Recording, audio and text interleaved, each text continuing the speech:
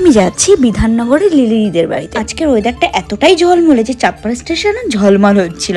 দেন আমার সুন্দর করে ট্রেনটা চলে এলো আর আমি ঘুমিয়ে ঘুমিয়ে চলে এলাম বিধাননগরে। সত্যি কথা বলতে চাঁদপাড়া থেকে বিধাননগর যেতে যেতে এখন এতটাই অভ্যাস হয়ে গেছে, আর বেশিক্ষণ লাগে না। এখানেও কি সুন্দর সাজিয়েছে দেখো, আমাদের গণেশজির পুজো বলে কথা।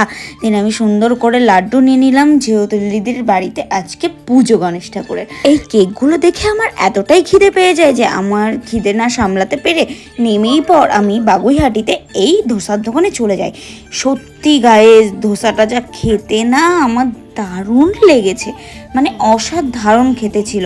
সাথে আমি আরও একটা জিনিস খেয়েছিলাম, আমার ফেভারিট পাও ভাজি। তোমরাও কিন্তু ট্রাই করতে পারো যারা যারা বাগুইহাটিতে যাও। কলকাতাতে যেও এত গণেশ পুজো হয় এটা জানতাম না, আমার তো খুব ভালো লেগেছিল দেখে। আর এইখানে দেখো বন্ধুরা, বাড়ির বেডরুমে মনে হয় এতগুলো সুইচ নাই যতগুলো দাদুর রিক্সায় আসে।